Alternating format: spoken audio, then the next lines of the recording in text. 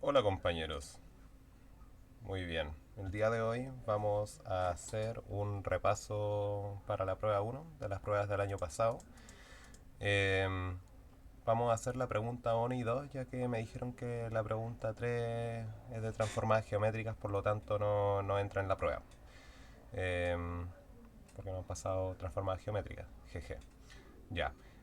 Otras preguntas que tuve yo ya se las subí y esas están en el tutorial anterior y esas fueron algunas preguntas que salieron en la primera prueba del año pasado en la que yo tomé el ramo y junto con otras preguntas de la guía. Ahora vamos a hacer estas dos de acá. Ya nos dicen, suponga que quiere filtrar una imagen con un filtro agudizado y otro suavizado. Indique cuál usar primero y por qué. Ya. Bueno, este compadre se sacó el 100% en esta primera. Tiene 2 puntos. Veamos el punto uno primero. Ambas transformaciones suavizadas y agudizadas son lineales, por lo que responden a la propiedad de conmutativa. Es decir, el orden en que se aplica no influye el resultado final. Ya, sí, esto es verdad y esto es por una propiedad de la convolución. Pero antes de hablar de propiedades de cuestiones, vamos a hacer el ejercicio a mano. ¿Ya? Hay un par de sutilezas aquí que son importantes. ¿Ya? La primera es que cada vez que nosotros hacemos una convolución y no usamos padding, nosotros estamos perdiendo dimensionalidad. Y nosotros perdemos dimensionalidad porque nosotros solamente podemos ocupar un kernel de un tamaño, digamos que estamos ocupando uno de 3x3. El kernel puede ser de cualquier tamaño que nosotros elijamos. Pero esto nosotros lo tenemos que calzar en nuestra imagen. Y al calzarlo en nuestra imagen nosotros solamente estamos determinando un valor. En este caso el valor central. Cuando nosotros reconstruyamos la imagen. Como ya vimos cuando estábamos trabajando con convolución.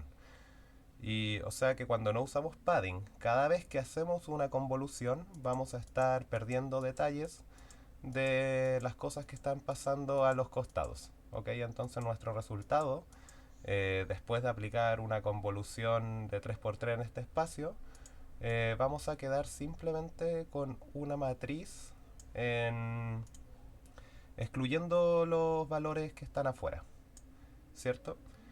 Si nosotros usáramos una matriz de en vez de 3x3, una de 5x5, ponte tu 1, 2, 3, 4, 5. Ah, nos va a consumir toda la imagen, ¿ya? Y nosotros solamente nos quedaríamos con un valor final, el central. Ya, pero nosotros estamos trabajando con 3x3, así que nosotros solamente vamos a perder los valores exteriores al aplicar convolución. Ok. Nosotros vimos cómo aplicar convolución. Este es un kernel de suavizado tipo Vox.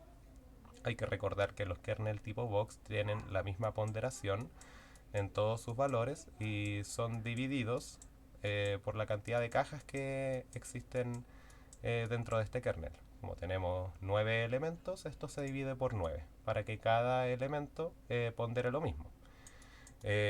Otra cosa importante de los kernel tipo box es que todos los elementos dentro de ellos tienen que sumar 1, pero solamente cuando se trata de kernels de suavizado. Cuando son kernels de agudizado, la sumatoria de todos los elementos va a ser igual a 0. Una manera fácil de diferenciarlos. Bueno, al aplicar el kernel en esta posición acá e intentar sacar este valor central que tenemos aquí, nosotros tenemos un noveno por 9, ¿cuál es el valor de aquí? Más 2 por un noveno, ¿cierto? Más 3 por un noveno. Estamos haciendo la correspondencia uno a uno de cada uno de los elementos del kernel con los elementos de la imagen. Pasando también por nuestra imagen central, 3 por un noveno. Ya. Al hacer la sumatoria de cada uno de los elementos, nos da que el valor correspondiente a este de aquí, que es donde nosotros pusimos originalmente el kernel, va a ser igual a 3. O sea, el valor en nuestra reconstrucción para este píxel va a ser igual a 3. Ok, posterior a eso, vamos a tener que hacer exactamente lo mismo para el píxel de al lado, así como lo han visto en todos los ejercicios de convolución hasta el momento. Y luego encontramos el de al lado, que nos da 3.4. Ok. Al realizar la convolución completa, y esta es la fórmula general, por si se la estaban preguntando, estoy seguro que estaban muriendo por saberla. Bueno, al aplicar la convolución completa, nosotros nos quedamos con este resultado de acá. ¿Ya? Y como se los mencioné antes, nosotros perdimos conocimiento de los exteriores porque nosotros no ocupamos un padding. ¿Ok? Y existen varios tipos de padding que se pueden utilizar: padding 0, padding mirror, padding promedio, hay caleta. Uno usualmente ocupa padding 0, pero hay varios que pueden ocupar. Ya. Una vez nosotros tenemos este resultado, que vendría siendo del aplicar un filtro de suavizado, nosotros queremos aplicar el de agudizado. ¿Ya? Existen varios filtros de agudizado que nosotros podemos utilizar. En esta ocasión yo estoy ocupando un laplaciano, que es un filtro de agudizado que te da una aproximación de segunda derivada. Ok, nosotros pudimos ocupar un filtro Sobel, primera derivada, todos ellos cuentan como filtros de agudizado. Ok, entonces nosotros vamos a aplicar este kernel. Y como es un kernel de 3x3, lo vamos a utilizar solamente dentro de el conjunto que no es incógnito, es decir, del que nosotros conocemos los valores. Porque nosotros no estamos utilizando padding en este momento, ¿cierto? ¿Ya? Y bueno, al hacer el mismo tipo de operación, en que nosotros tenemos que hacer una correspondencia uno a uno entre los elementos del kernel y los elementos de la imagen, ¿cierto? Bueno, al hacer el cálculo, nosotros tenemos que vamos a tener un valor primero de 3 por 0, ¿cierto? Porque este es el primer valor y lo estamos combinando con este otro. Luego 1 por 3.4 más 1 por 3.4, ¿cierto? Más, y luego el siguiente elemento, 0 por 3.3, 0 por 3.3, más, bajamos acá, 1 por 3.4. Bueno, al hacer el conteo entero, nos va a dar que el valor central de aquí nos da 1.1. Y todo el resto de los elementos de afuera nos dan como incógnitas, ¿cierto? Porque no estamos ocupando padding en este momento. Si lo hiciéramos ahora, bueno, yo no hice todo el proceso, me dio lata. De hecho lo tengo en un código por ahí, se los voy a mostrar.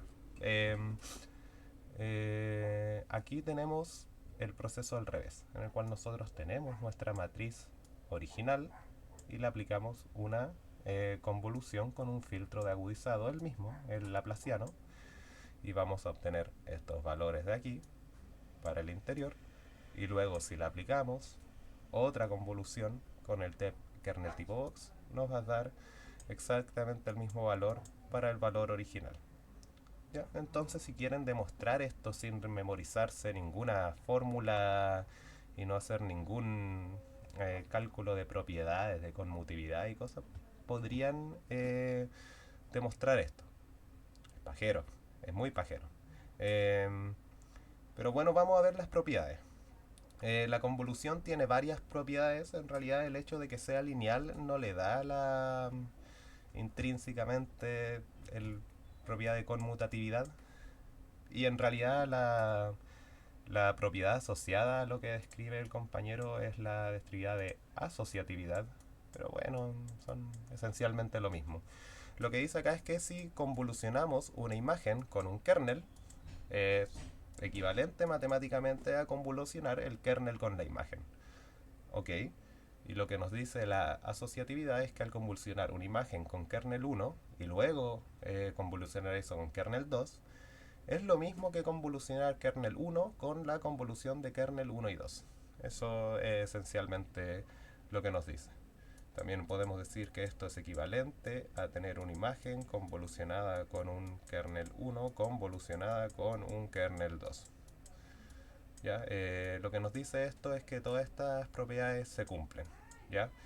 Em, Creo que estas no son los criterios explícitos para que sea lineal. Eso tiene que ver así como con la adición y la homogeneidad y weas que debieron haber visto en sistemas lineales, pero puta, no son importantes. Bueno, no sé si no son importantes, pero no aplican aquí. Bueno, lo que respondió nuestro individuo, que se sacó un 7, grande Ricardo, fue básicamente eso. Que si tenemos una imagen, nosotros le multiplicamos por o sea, le hacemos convolución con un laplaciano y luego le aplicamos un filtro, le puso filtro de media, un filtro promediado tipo box, todo es lo mismo. Es exactamente lo mismo a hacer esto. Por lo que el orden de los factores no altera el producto. Es básicamente lo que mi compadre dice. Aquí procede a dar la fórmula genérica para convolución y básicamente dice que es una sumatoria de productos por lo que el orden no importa. Esto es 100% correcto. En realidad aquí él solamente mostró una convolución, pero claro, esto muestra que el orden de los factores no altera el producto. Esencialmente uno está sumando y haciendo multiplicación. Hola Fátima. Eh,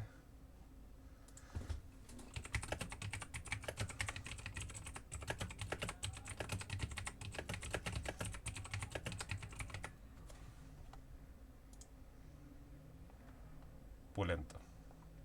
Ya.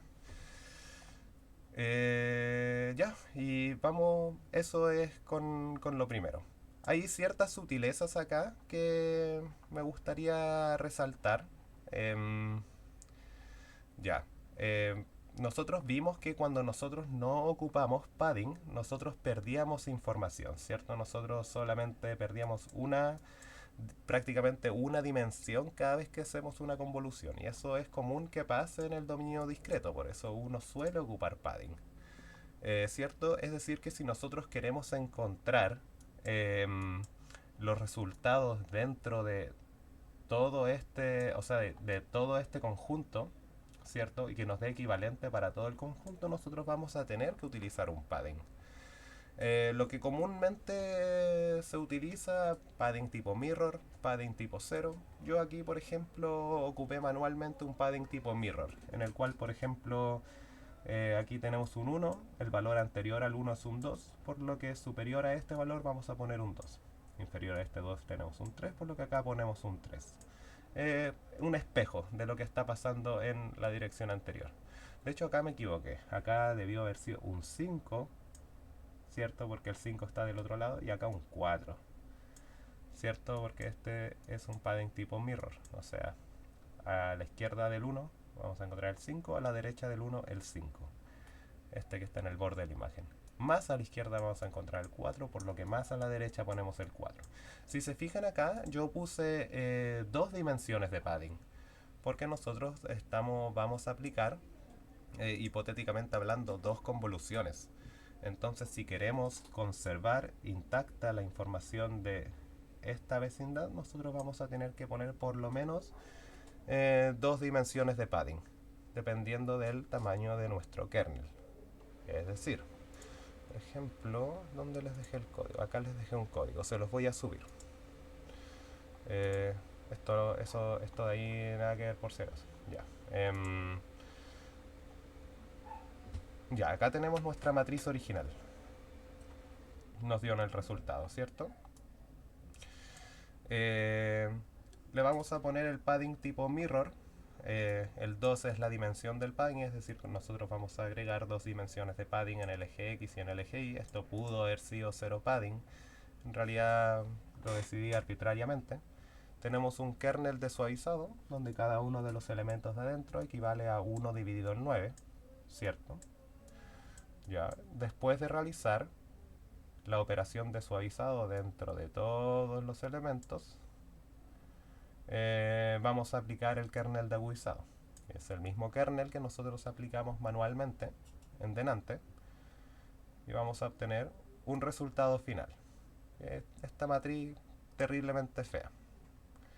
y este va a ser el resultado después del agudizado. Este resultado de acá va a tener las mismas dimensiones que nuestra imagen original, porque nosotros partimos con una imagen original, ¿cierto? Le pusimos 2 dimensiones de padding, después de eso nosotros le aplicamos el suavizado, el cual le sacó una dimensión, y después nosotros le aplicamos el laplaciano, que le sacó otra dimensión. Es decir, nosotros ahora estamos con las mismas dimensiones con las que empezamos. Bueno, al hacer el proceso inverso, acá tenemos la imagen agudizada, luego de esto la suavizamos y podemos observar que el resultado de agudizado primero y luego suavizado fue esencialmente el mismo. Acá lo que tengo yo es una matriz de diferencia, que básicamente restó un resultado, el de suavizado y luego agudizado, y lo restó con el de agudizado y luego suavizado. Es decir, estamos tomando las diferencias, y en todas las dimensiones de nuestra imagen original la diferencia nos dio 0. Es decir, cuando nosotros queremos hacer múltiples procesos de convolución, nosotros vamos a tener que poner múltiples capas de padding. Eso es porque, por ejemplo, cuando nosotros tomamos una diferencia, ¿cierto? Con nuestro padding de... o sea, perdón. Cuando nosotros hacemos una derivada, por ejemplo, con nuestro laplaciano, nosotros estamos encontrando diferencias en base al valor siguiente y el valor anterior, ¿cierto? Sin embargo, nosotros después de hacer eso perdemos información de lo que vendría siendo este valor anterior y este valor anterior, por lo que en realidad no sabemos cuáles son estos valores anteriores. Entonces tenemos incertidumbre en qué son estos valores y solamente tenemos certeza en los valores que están dentro de los elementos del tamaño del kernel después del resultado. Es por eso que uno ocupa padding, como para artificialmente agrandar la señal de entrada y así perder menos dimensiones. Bueno, eso era un detalle, una sutileza en cuanto a padding que creo que debía aclararla anteriormente. Cuando queremos aumentar la cantidad de certeza en los espacios, nosotros ponemos padding. Pero para la mayoría de cálculos es más fácil y más rápido hacer los procedimientos sin padding. Veamos qué dice el punto 2 en este caso. Ya. Suponga que se aplicará además técnicas mencionadas, el filtro de mediana y la ecualización de histogramas. Da lo mismo el orden en que se aplican estas técnicas. Ya. Vamos a ver qué respondió el estimado. Si se fijan, toda esta respuesta el profe le puso un 7 a este compadre y él con muy poca ecuación y muy poco texto, él simplemente está fundamentando lo que conoce. Veamos. La ecualización de histogramas busca que la distribución de valores se vuelva más uniforme. Sí, yo hubiera, o sea, ahí podría haber elaborado que esto lo hace con la misma distribución de la imagen, con la misma distribución que ya lo es. Ya, perfecto. Por lo que al aplicarlo al principio no tendría un efecto notorio. Ya. Ya, esto lo dice. Él dice que al aplicarlo no tendría un efecto notorio, al aplicar ecualización de la imagen, en esta imagen en particular, porque cuando él sacó el histograma de su imagen, es decir, la frecuencia de cuántos píxeles habían, de cuánta intensidad, él encontró una distribución uniforme. Ya está uniforme. Es decir, la transformación ya es lineal. Visualicemos esto, porque también lo dibujé. Nosotros partimos con nuestra imagen original, ¿cierto? Nosotros ya vimos cómo hacer ecualización de histogramas. Y el primer paso de la ecualización de histogramas fue encontrar la frecuencia de cada una de las intensidades de píxel, ¿cierto? Nosotros tenemos el píxel 1, del cual existen 5 dentro de la imagen. 1, 2, 3, 4, 5. 5 unos. Existen 5, 2, 1, 2, 3, 4, 5, 5, 3, ¿cierto? Cada una de las intensidades está presente 5 veces, ¿cierto? Ok. El segundo, bueno, este es considerado el primer paso en la ecualización de histogramas. El segundo paso en la ecualización de histogramas vendría siendo el diagrama de frecuencia acumulada, en el cual nosotros simplemente acumulamos el valor de la intensidad anterior y se la sumamos a la siguiente. Es decir, para una intensidad 1, nosotros teníamos 5 píxeles con valor 1. A eso estos 5 píxeles pasan sumando a los que ya existen en la 2. Es decir, nosotros tenemos acá nuestro diagrama de frecuencia, ¿cierto? Nuestra tablita de frecuencia. Y en el momento que tenemos intensidad 1, tenemos 5 píxeles. Estos 5 se van a sumar al siguiente. En la intensidad 2 tenemos 5 píxeles más los 5 anteriores, nos da 10, ¿cierto? En el siguiente nosotros tenemos 5 más los 10 anteriores, nos da 15. En el anterior tenemos 20, tenemos 5 más los 15 anteriores nos da 20 y así 25. Y así nosotros armamos nuestro diagrama de frecuencia acumulada. Y el tercer paso en la ecualización de histogramas es la normalización en X e Y, ¿cierto? La normalización en X e Y se hace para transformar este diagrama de frecuencia acumulada en una función lineal, como la que vimos de transformación de escala de grises, donde acá abajo va a haber un gris que entra y en la salida se va a interpolar con esta línea y nos va a dar un píxel de salida, ¿cierto? Entrada y salida, igual que en una función. Ese es el objetivo de normalizarlo. Uno usualmente lo normaliza respecto a 1. ¿Qué quiere decir esto? Que en vez de ahora esta línea recta de arriba, en vez de ir de 0 a 25, esta línea que va hacia arriba va a ir de 0 a 1. Y las intensidades que tenemos entre 0, de 0 a 5 también las normalizamos entre 0 y 1, ¿cierto? Y esto nos da una recta lineal. Es decir, es de hecho muy perfectamente lineal. De hecho, el efecto que tendría una ecualización de histogramas en esta imagen sería nulo, porque para un valor 0.1 esto va a tener salida 0.1. Es como si tuviéramos una ecuación x y es igual a mx más b, donde m es igual a 1 y b es igual a 0. O sea, una ecuación donde y es igual a x. Pues la entrada es lo mismo que la salida. Eso es esencialmente lo que nos dice esto. Por eso, este individuo de aquí dice, en este caso la distribución ya es uniforme, por lo que al aplicarlo no tendría ningún efecto notorio. Ok, perfecto. Eso en realidad no responde a la pregunta, pero buen detalle aclararlo. Y buen detalle también mostrarlo acá, donde este es el diagrama de frecuencia acumulada ya normalizado. Ahí lo da como una densidad de probabilidad. Bueno, el filtro de mediana suele eliminar valores ruidosos. ¿Cuál era la pregunta? Se me olvidó. Da lo mismo el orden en que se aplican estas técnicas, hablando del filtro de mediana y ecualización de histogramas. Ya. Hablemos del filtro de mediana. También lo menciono aquí. Ya. El filtro de mediana es una operación no lineal, pero que también funciona en base a kernels. ¿Ya? En este caso nosotros tenemos un kernel, el cual toma una posición x00, x01, x02. Básicamente, cuando avanzamos para allá, aumenta el valor de x, y cuando avanzamos hacia abajo, aumenta el valor de y, siendo el central x00. Y esa está acá siendo la función mediana.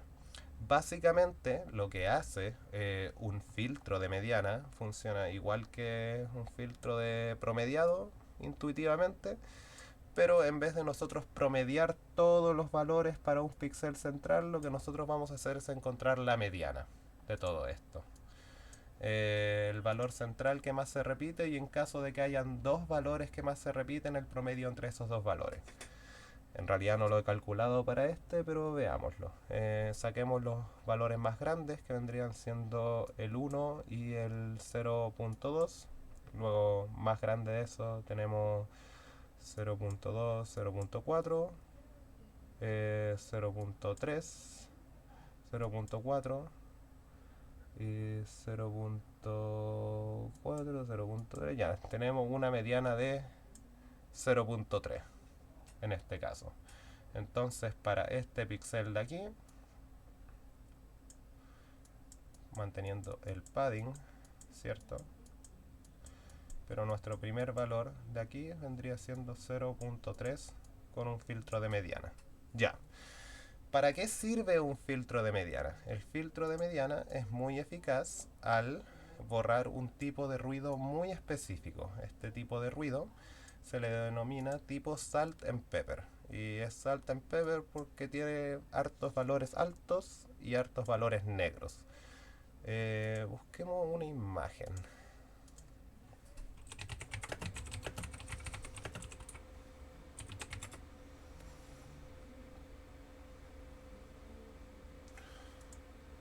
Ta, ta, ta, ta, ta. Ya, este tipo de ruido. Ya. Este tipo de ruido es el que se desea eliminar con un filtro de tipo mediana. ¿Ya? Porque son valores muy extremos, son valores blancos, son valores negros, entonces un filtro, por ejemplo, de promediado ponderaría estos valores negros y blancos para dar con el píxel original. Un filtro de mediana los ignora, es decir, es menos sensible a los outliers. Ya, ok, lo cual es conveniente. En este caso, en la imagen que proporcionó el profe, claramente no tiene ruido salt and pepper y una ecualización de histogramas no haría nada, por lo que esto lo hace una pregunta imbécil, pero no importa. ¿Qué técnica se usaría primero? En realidad la respuesta a esto, vamos a ver qué responde mi compadre. Eh, Luego de aplicar el filtro de mediana suele eliminar valores ruidosos, ya sea altos y bajos. Esto es el salt and pepper que utiliza para ruido. Perfecto, muy bien, mi compadre. Luego de aplicarlo para la distribución de los valores, cambia por lo que afecta una futura ecualización. Ya. Esta en realidad es la parte que responde la pregunta del profe. Cuando uno quiere mejorar lo que vendría siendo el contraste, lo que uno quiere es que los valores eh, dentro de un histograma estén distribuidos de manera uniforme. Es decir, que no haya, por ejemplo, esto.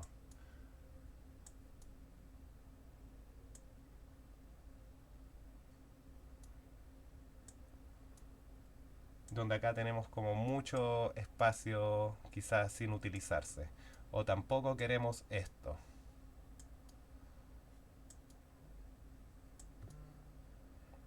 Donde tengamos todos los valores concentrados en un intervalo muy pequeño de valores de gris, siendo que tenemos más disponibles. ¿Cierto? Cuando nosotros mejoramos el contraste de la imagen y nuestra imagen tiene ruido, nosotros lo que vamos a hacer es hacer el ruido más visible. Es decir, si nosotros tenemos una imagen que se ve así, que tiene este histograma, y nosotros la ecualizamos, y digamos que esta imagen tiene ruido, tiene un componente de ruido que pasa muy sutil porque no tiene mucho contraste y que este componente de ruido digamos que está en esta intensidad de color de aquí. ¿Cierto? Si nosotros mejoramos el contraste de la imagen distribuyendo los colores a lo largo de la escala de grises y nosotros posicionamos de alguna manera nuestra transformación aquí, esto es como simulando lo que haría una ecualización de histogramas, el resultado de una, por ejemplo. Nosotros le estaríamos dando todo un espacio a este ruido para estar presente. Es decir, nosotros mejoraríamos el contraste de la imagen, pero también apoyaríamos a la definición del ruido. El ruido sería más notorio. Por lo que se suele aplicar primero un filtrado y después la ecualización de histogramas, porque uno no quiere mejorar el contraste del ruido, uno quiere mejorar el contraste de la imagen. Por eso es como bien estándar primero filtrar, luego mejorar contraste. Y eso es básicamente lo que responde mi compadre acá. Y puta, parece que le fue bien, pues, respondiendo eso nomás. Ya. Eh, Saliendo de eso, voy a borrar estas cositas de acá. Ya. Vamos a la pregunta 2. Suponga que tiene una imagen de resonancia magnética y las intensidades presentan un sesgo de campo, bias field. ¿Ok? Esto implica que un mismo tejido en condiciones normales deberían verse iguales, bla bla bla bla bla. Sus intensidades varían en el producto de falta de homogeneidad en el campo magnético, bla bla bla. Conjunto se muestra a continuación. Dos imágenes. Utilizando como base el filtro de difusión anisotrópica, desarrolla un algoritmo para filtrar y resaltar el contraste en diversas áreas de la imagen, sobre todo donde está el tumor. Debe crear alguna función de difusividad para este caso. Puede tomar ideas técnicas de otras técnicas vistas en puede tomar ideas de otras técnicas vistas en clase. No sé leer. Perfecto. Ya. Entonces, nosotros tenemos aquí dos imágenes, ¿cierto? Una imagen que en realidad el hecho de pasar la PDF no me ayudó, porque aquí se veía una especie de tumor como bien difuminado. Esta otra imagen no se ve muy distinta a como estaba en la imagen original que les mandé por chat. Ya, ¿y qué mierda son estas imágenes? Bueno, no entiendo. Ya, ok. Esta imagen de acá vendría siendo la imagen anatómica. Esta vendría siendo nuestra imagen de entrada, ¿cierto? Esta otra imagen de acá simplemente nos muestra el sesgo del campo. Para darle una idea de lo que significa. ¿Cómo se llamaba la wea? Bias field. A ver.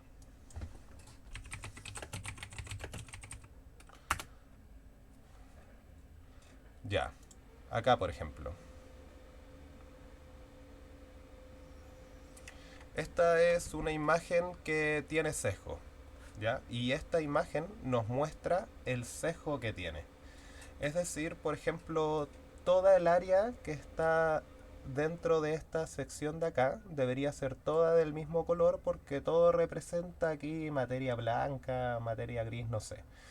¿Cachan? Entonces todo esto debería estar del mismo color, pero se ve que como por aquí al medio está más oscuro y por acá a la orilla está más claro, en realidad debería ser como esta. Podemos ver que es homogénea dentro del mismo tejido a lo largo de todo. Esta es una imagen corregida, ¿cierto? Y esta es su imagen, la imagen original, y este es el sesgo de la imagen. A eso se refiere. Eh, Mucha gente pensó aquí, por lo que me acuerdo, que esta imagen de acá era como que también la consideraban como imagen de entrada. No, no es el caso. En realidad la única imagen con la que deberían trabajar es con esta. Pero ya, ok, dejando eso un poco claro. Ya. Utilizando como base el filtro de difusión anisotrópica, desarrolla un algoritmo para filtrar y resaltar en contraste de diversas áreas de la imagen, sobre todo donde está el tumor. El tumor en la imagen que les mostré estaba acá. Al pasar esto a PDF se me fue un poco la mierda, pero pasa piola. Ya. Veamos qué respondió nuestro estimable. Ya. Pregunta 2. Ya. Ecuación de difusión, perfecto, ya. Para definir áreas dentro de una imagen se busca que su gradiente sea bajo, ya que dentro de un área de los valores son similares, por lo que el gradiente disminuye. Ya bajo esa mirada en las imágenes como en la primera, un gradiente alto. Ya no entiendo muy bien lo que está explicando acá. Denme un segundo. A ver.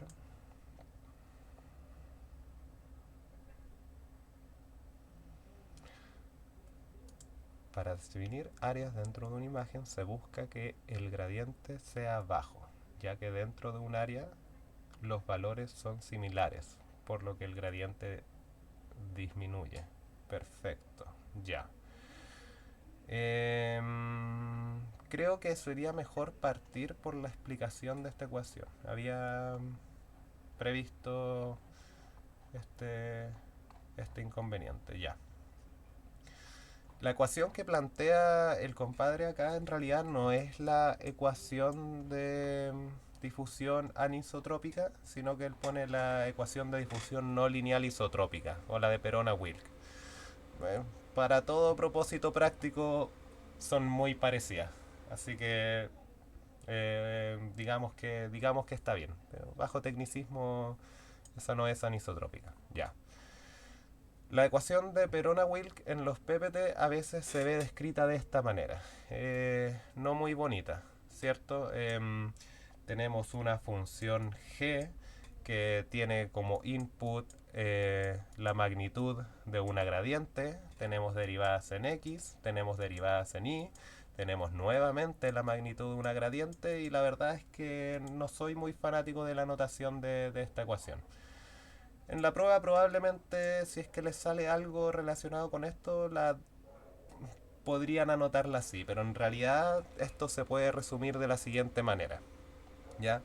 Donde acá esto es una flagrante violación de lo que vendría siendo una derivada, pero está bien, digamos que esta AU va a ser nuestra imagen resultante. Esto de aquí va a ser nuestra imagen, ¿cierto? Este DT de aquí, esto es más o menos una constante imaginaria porque dt representa un intervalo muy pequeño de tiempo, ¿cierto?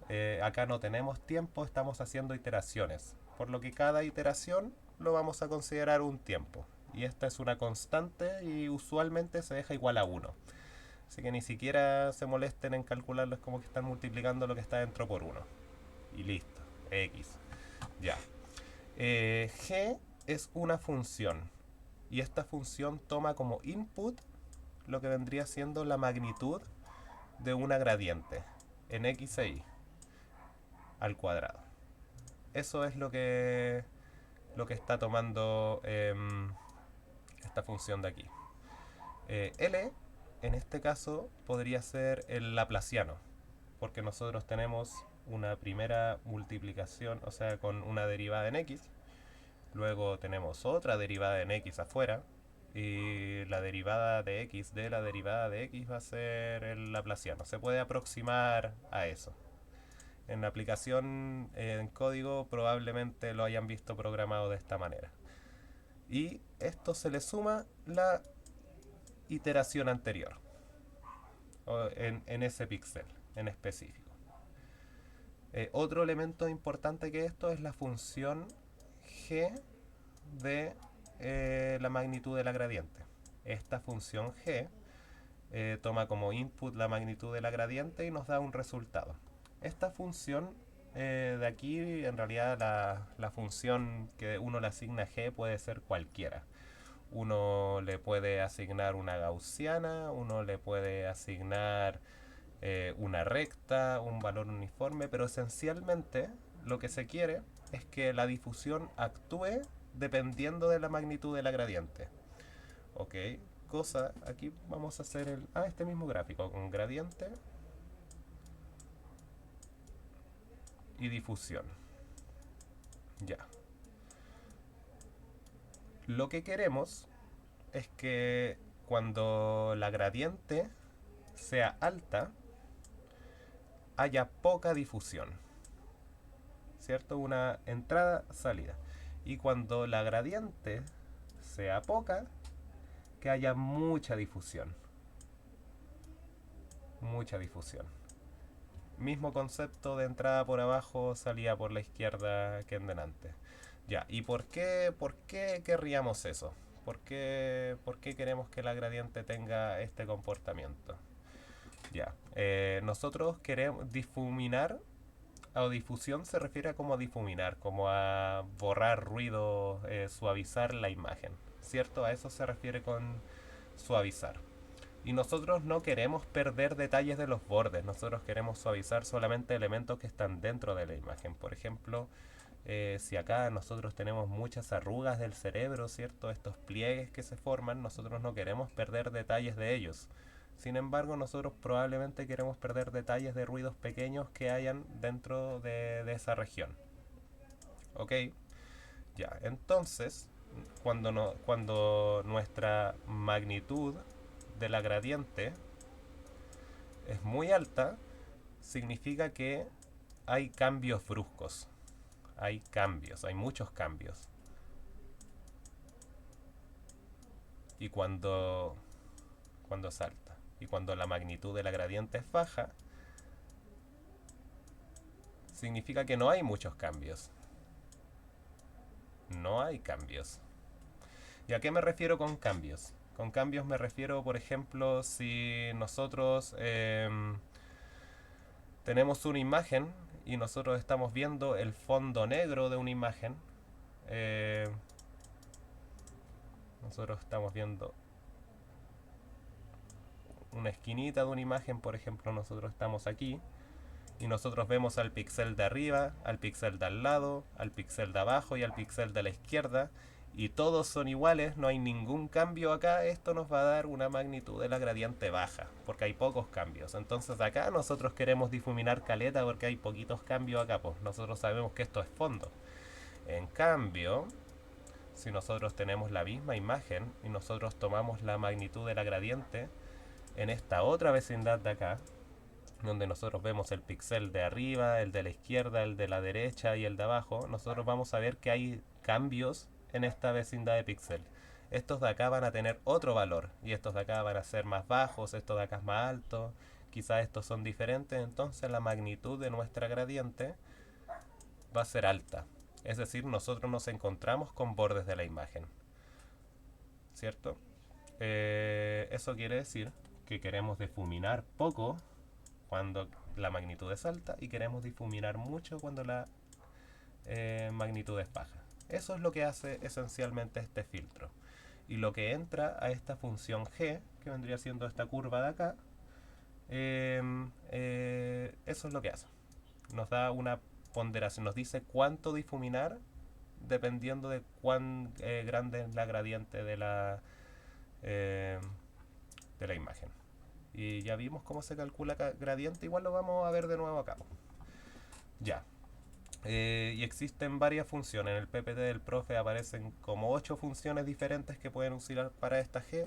Usualmente se usa esta, en la cual ustedes le eligen un valor K.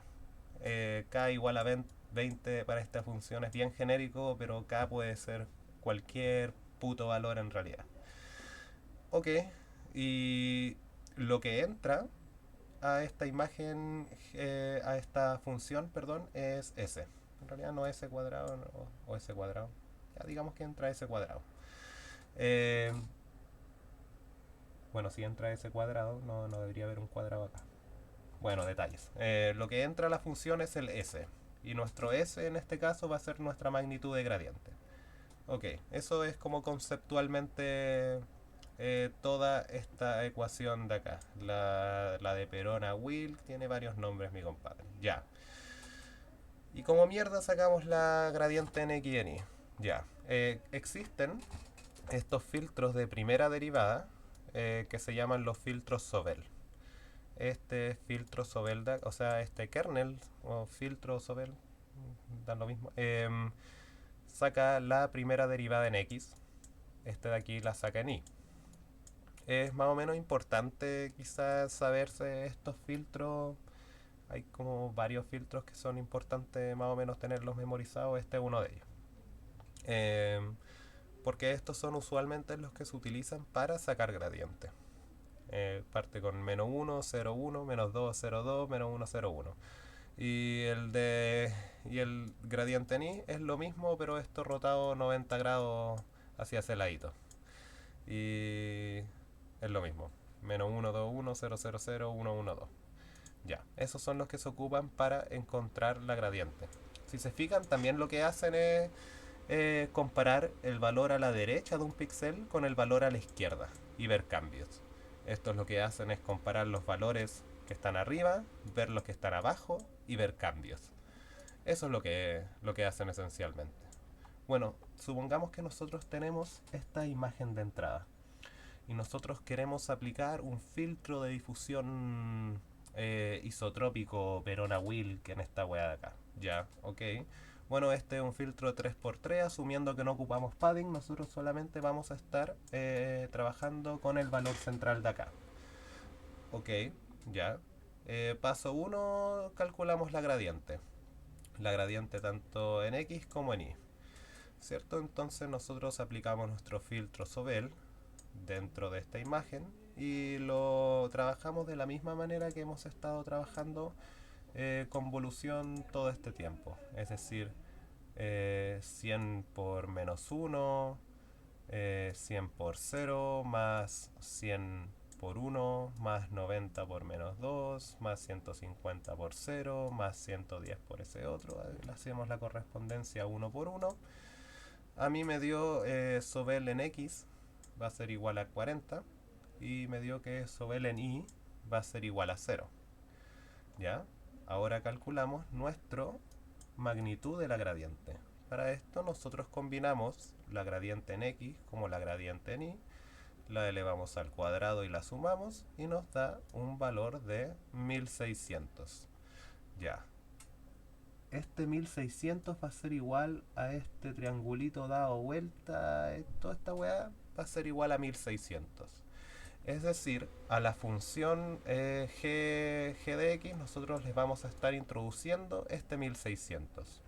Es decir, en esta s que estaba aquí nosotros vamos a poner 1600 y vamos a poner 1600 en esta s que está acá. 1600. Acá me equivoqué, hay que borrar este 2 de acá. Pero eso es esencialmente lo que se hace. Que es justamente lo que hice justo en la línea de abajo. Imbécil. Ya. Y nos da un valor de 0.2. ¿Cierto? Entonces, cuando nuestra magnitud de la gradiente vale 1600, nosotros le estamos dando una ponderación de 0.2. Nosotros consideramos que esta gradiente es bien alta, entonces la estamos difuminando muy poco. Eso es esencialmente lo que hace la función. Y bueno, nosotros acá vimos que teníamos derivada en x y derivada en x y la weá, entonces nosotros decidimos simplificarlo a un laplaciano, que es la segunda derivada. ¿Cierto? Y el laplaciano lo podemos hacer tanto en x como en y en una sola iteración con el kernel laplaciano.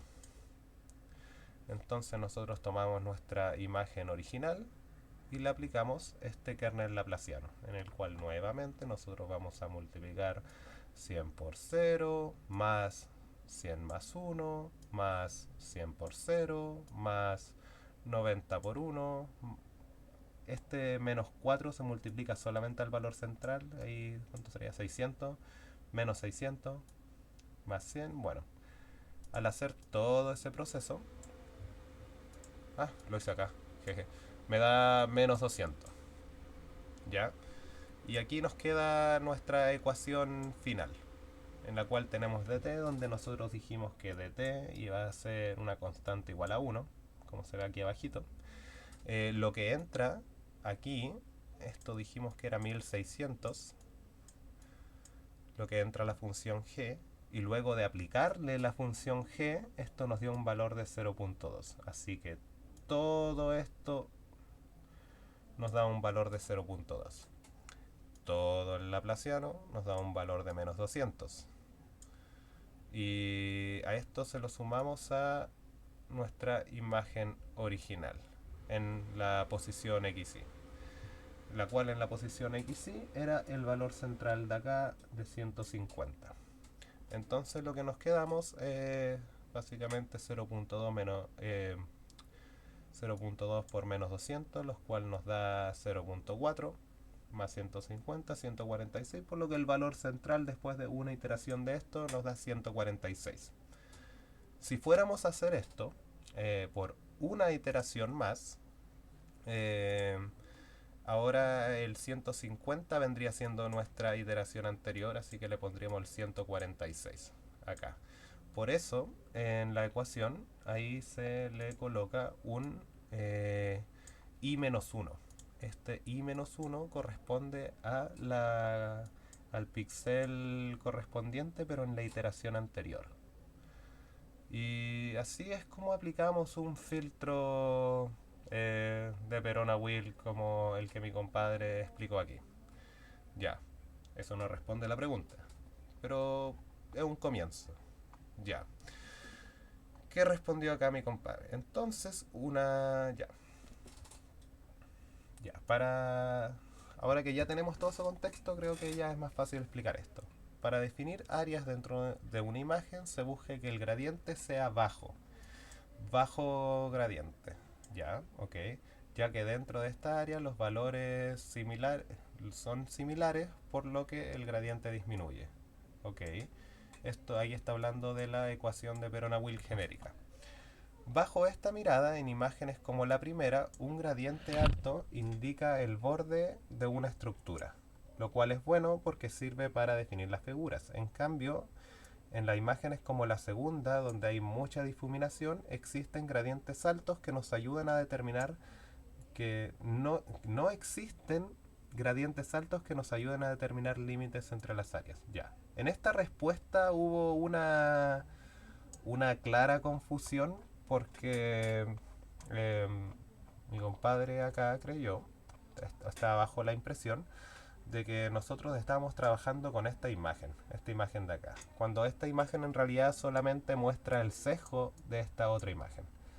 Eh, Mi amigo creyó que estábamos intentando segmentar en base a esta, cuando en realidad no es el caso. Nosotros solamente miramos esta imagen. Esta de aquí, la de la derecha, solamente nos muestra el sesgo, como definimos en delante. Ya, pero dejando ese detalle de lado, tiene razón. Efectivamente, eso es lo que hace el filtro. Ya. ¿Qué propone? Entonces una función que es sensible al gradiente no es efectiva, como lo es f de acá. En mi caso yo lo expliqué con g de esto, pero él lo explicó como esto, es lo mismo. Con valores muy bajos se aplica un escalamiento cuando los valores aumentan y la función de bla bla bla bla bla bla bla bla bla bla bla, por ejemplo. Ya, entiendo lo que propuso. Eh, Nuevamente las preguntas nos decía proponer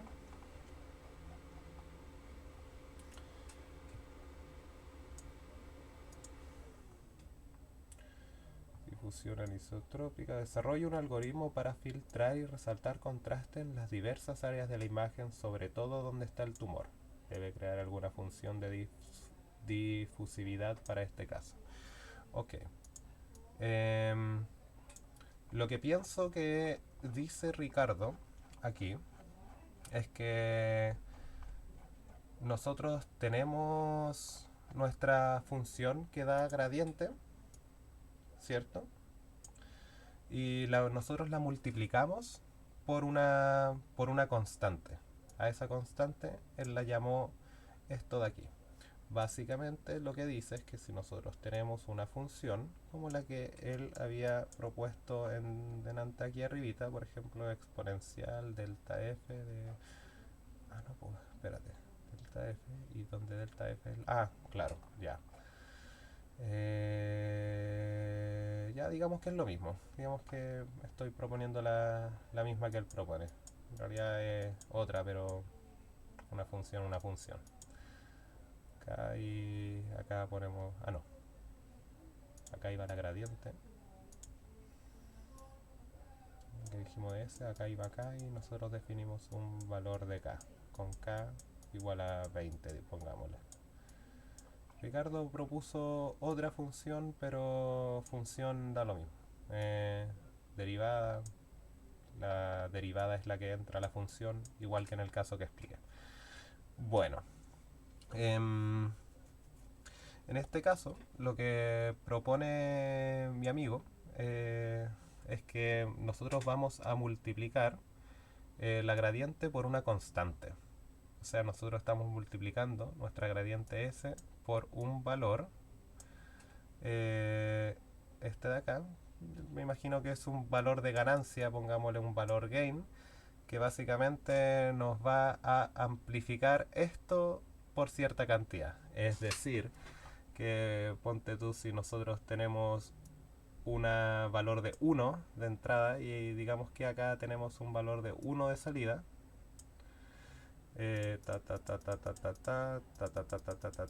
ahí nosotros tenemos un valor de 1, que nosotros vamos a multiplicar la entrada de esto por una constante. Es decir, vamos a multiplicar 1 por una constante, digamos que la constante es 10, así que multiplicamos nuestra entrada 1 por 10. Y después de aplicar la constante, nosotros encontramos que difuminamos menos que antes. Antes nosotros, sin agregar esta constante de ganancia, nosotros difuminábamos mucho más, pero al aplicarle esta constante de ganancia, nosotros simplemente difuminamos menos. Y esta es la idea que se propuso y el profe le puso un 7. Súper simple, simplemente cambió la ganancia de esto, cosa de que valores que difieran menos, que tengan más tolerancia para ser difuminados, es decir, difuminar los valores que sean evidentemente que tengan poca ganancia, pero difuminar menos todo en general, es decir, cambiar la ganancia de esto, hacerlo un poco más resistente antes de difuminar. Eso es esencialmente lo que propone Ricardo para esto. Era más o menos lo que pensé que explicar. Y efectivamente pienso que es lo que está proponiendo. Em, hay cosas que se pueden elaborar un poco más. Por ejemplo, esto es algo que yo hubiera hecho. Yo, por ejemplo, quizá hubiera dicho también que, o sea, elaborando un poco más en la idea de Ricardo, porque en realidad hay varias cosas que ustedes pudieron haber propuesto o pueden proponer, es que, por ejemplo, nosotros consideremos esta ganancia que le pone Ricardo dependiendo de un valor de gris. Por ejemplo, para valores que sean muy oscuros, que sean claramente del fondo de la imagen, que la ganancia sea de un determinado valor. Cosa de que se difumine mucho si es que es oscuro. ¿Cachan? Que se difumine mucho si la hueá es gris, que si la hueá es negra. Porque si la hueá es negra, significa que es fondo, y si es fondo no nos importa. Así que nosotros eliminamos ruido acá. En cambio, si es que cae dentro de un nivel de gris de nuestra señal de interés, nosotros vamos a ya de por sí difuminar poco. Es decir, mantener nuestra imagen como está. Y quizá adaptar algún otro para otros tejidos intermedios dependiendo de la escala de grises. Entonces quizá ustedes en este caso, si es que deciden quizá implementar esta idea o alguna otra, porque hay un montón de cosas que se pueden proponer, podrían proponer, por ejemplo, en la pregunta esta de la imagen, donde cada tejido tenía como una concentración distinta de colores, que cada uno de estas gaussianas que se ven acá, o distribución de colores, o discriminando ciertos intervalos, hacer que tengan constantes K de difusión distinta, o que afecten la ganancia de la gradiente de manera distinta y controlada. Eso es algo que pudieron haber propuesto. También pudieron haber mezclado este procedimiento con alguna ecualización o alguna otra transformación lineal. Pero como pueden cachar, las preguntas de Veloz son muy respondibles con poco contexto matemático. O sea, mientras ustedes sepan más o menos de lo que están hablando y puedan defender sus respuestas, yo pienso que les va a ir bien. Y eso es lo que les traigo por hoy día. No alcancé a hacerles la tercera, tampoco les entra en la prueba, así que para qué llenarles la cabeza de wea. Les dejo la prueba, léanla, si es que los confundo más, lo siento, si es que les sirvió de algo opulento, cualquier cosa me escriben. Y saludo a la Fátima que me escribió mientras grababa este video. Adiós.